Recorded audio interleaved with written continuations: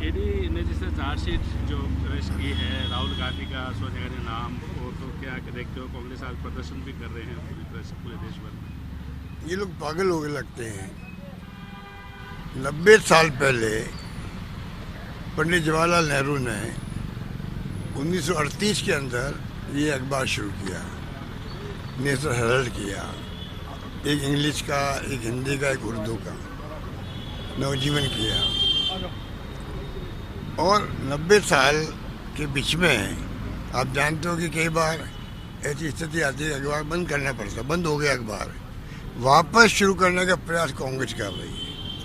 पंडित नेहरू का स्थापित किया हुआ अखबार आज़ादी के पहले 1938 के अंदर, और अखबार शुरू इसलिए किया गया था कि आज़ादी की जंग के अंदर इसकी भूमिका हो, कांग्रेस का मैसेज जाए, घर घर तक जाए, इसीलिए किया।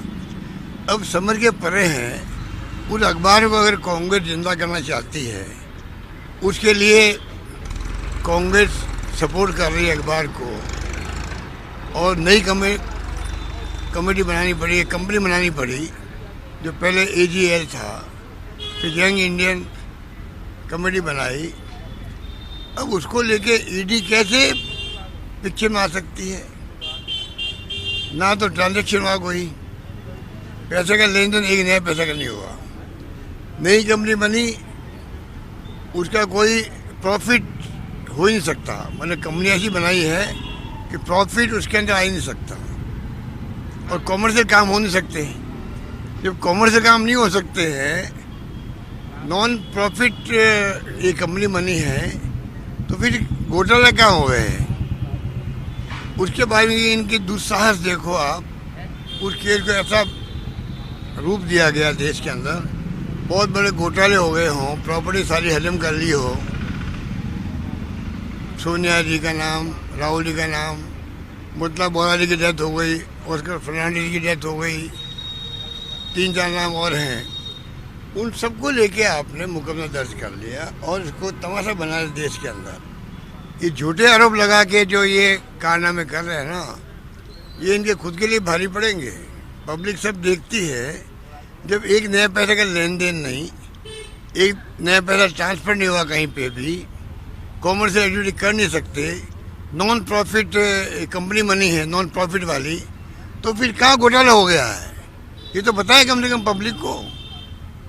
पहले 4-4 दिन बुला लिया राहुल गांधी जी को और सोनिया जी को। सोनिया जी की तभी ठीक नहीं थी, तब भी उन्होंने छूट नहीं दी उस वक्त उनको। मैं खुद 4-5 दिन दिल्ली में था, मुझे मालूम है क्या माहौल बनाया वहाँ पर।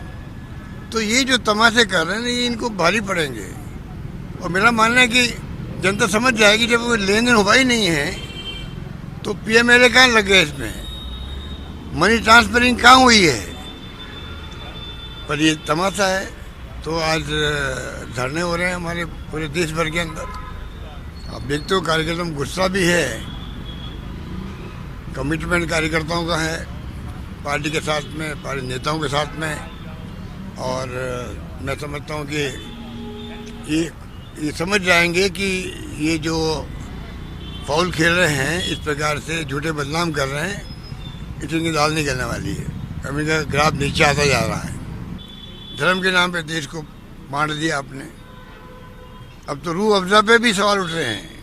हम बचपन से पीते आए हैं रूह अफ़ज़ा पीते आए हैं बचपन से, और उसके लिए अलग पहचान है रूह अफ़ज़ा की देश और दुनिया के अंदर।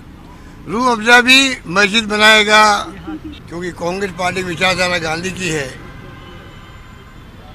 संविधान की है, डॉक्टर अम्बेडकर की है, और उसी के आधार पर देश चलता है। 70 साल से देश एक रहा, अखंड रहा। इंदिरा गांधी जी की हत्या हो गई, पर देश को टूटने नहीं दिया, खालिस्तान नहीं बनने दिया। राजीव गांधी शहीद हो गए। इनको शर्म भी नहीं आती है? 2 नेता कांग्रेस के शहीद हो जाए, 30-35 गोली लगी प्राइम मिनिस्टर इंदिरा जी के ऊपर, राजीव जी की हत्या हो गई। सरदार बेंजी जी थे मुख्यमंत्री पंजाब के, नेस नाबूद कर दिया पंजाब में आतंकवाद को, उनकी हत्या हो गई। और इतनी बेशर्मी की हद है। कभी उनका नाम लिया आज तक इन्होंने? कभी हमारे मुल्क ने सेक्रीफाइस भी किया है। जिस इंदिरा गांधी ने बांग्लादेश बना दिया, गरीब हटाओ की बात करी, क्या नहीं किया उन्होंने। आज कोई एक नया इतिहास बनाने में लगे हुए हैं लोग, जो बनने वाला नहीं इनसे। तो मैं समझता हूँ कि कांग्रेस पार्टी और जो विपक्षी पार्टियाँ हो, सबको इनके कारनामों को समझ जाना चाहिए, कारनामों के जवाब देने के लिए तैयारी करनी चाहिए, तब जाके आप लोकतंत्र को बचा पाओगे, ये मेरा मानना है। बिल्कुल। तो पूर्व मुख्यमंत्री अशोक गहलोत जिन्होंने कहा है कि ईडी की कार्रवाई जो है वो जानबूझ के और कांग्रेस के नेताओं को बदनाम करने के लिए की जा रही है और कांग्रेस का पुरजोर विरोध करेंगी। कैमरामैन सुरेंद्र के साथ Naresh Sharma, first India news, Jaipur.